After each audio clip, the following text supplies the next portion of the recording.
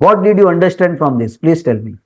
So मेरे ख्याल से हम्म। जब आपने फर्स्ट फोर्क को टच किया तो उसकी फ्रीक्वेंसी ट्रैवल करके दूसरे जो फोर्क है उसमें चली गई।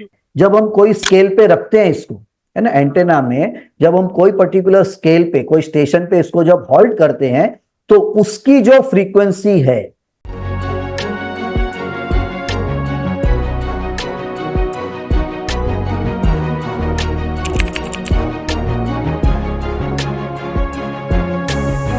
What did you understand from this? Please tell me.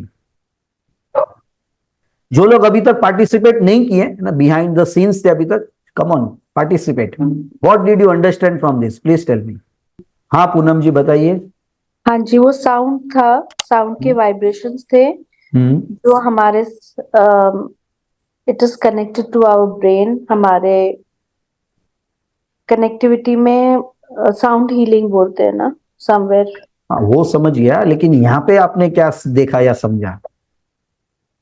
Sir जो पहला वाला इंस्ट्रूमेंट था वो उसको टच करने के बाद जो भी साउंड हुआ और उसके पास जो इंस्ट्रूमेंट था वो भी रिसीव करता है पहले वाला इंस्ट्रूमेंट को प्रेस करने के बाद भी बरोबर है। तो आप बहुत नजीक है उसके, और उसको थोड़ा कौन और डिटेल में एक्सप्लेन करेगा?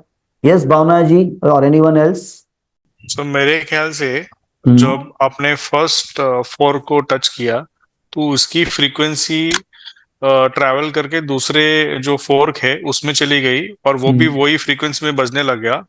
तो आपने तभी उसके बाद फर्स्ट फोर्क को जब बंद किया तब भी वो अपने सेकंड फोर्क अपने वो सेम ट्रांसफर्ड फ्रीक्वेंसी पे रेजोनेट होते रहा। बरोबर है ना? तो बेसिकली क्यों ऐसा हुआ? बिकॉज बोथ द जो ट्यूनिंग फोक्स थे वो सिमिलर, एकदम सेम थे दोनों भी। उनकी साइज वगैरह वगैरह जो सारा कुछ होता है वो दोनों सेम होने पे जब एक को वाइब्रेट किया गया तो दूसरे ने भी उसकी फ्रीक्वेंसी को पकड़ लिया, जबकि पहले को तो आपने स्टॉप कर दिया। Everyone got it?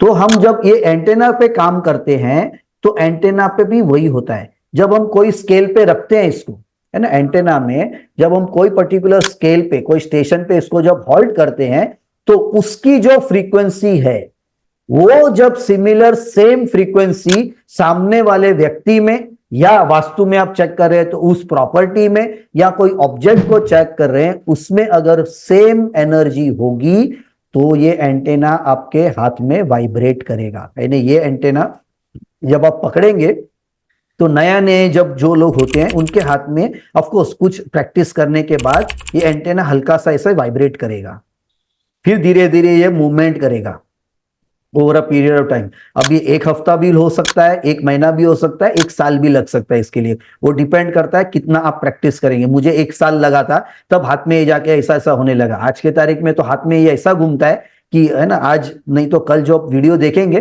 तो आप, है ना, हैरान हो जाएंगे कि क्या हो रहा है ये, है ना, मैं लिटरली कुछ जादू कर रहा हूँ ऐसा दिखेगा आपको। तो वो जादू नहीं है, वो, है ना, मेरा 15 साल का प्रैक्टिस है उसमें, ठीक है ना।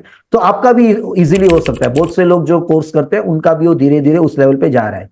तो लेकिन इनिशियली वो वाइब्रेट करेगा कुछ प्रैक्टिस के बाद। तो क्यों करेगा? क्योंकि सेम जो स्टेशन पे आपने रखा वो सेम या सिमिलर फ्रीक्वेंसी सामने वाले व्यक्ति में, ऑब्जेक्ट में या प्रॉपर्टी में है, तो ये उसके साथ रेजोनेट होगा और रेजोनेट होने के कारण ये वाइब्रेशन दिखाएगा। Everyone got that theory clearly?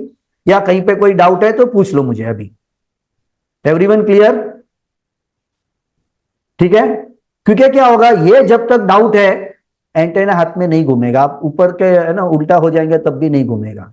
ये जब तक माइंड में है तब तक नहीं होगा। ये आपका माइंड में क्लियर होना चाहिए। सर स्केल पे कैसे सेट करते हैं? ये कर्सर को हम मूव करते हैं और अलग अलग स्केल्स जो आप सीखेंगे आगे जाके लेवल 1 लेवल 2 में, तो उस तरह से अलग अलग स्केल पे हम उसको रख देते हैं और फिर स्कैन करने पे अगर वो फ्रीक्वेंसी है वो रेजोनेट करेगा और तो वाइब्रेट बताएगा।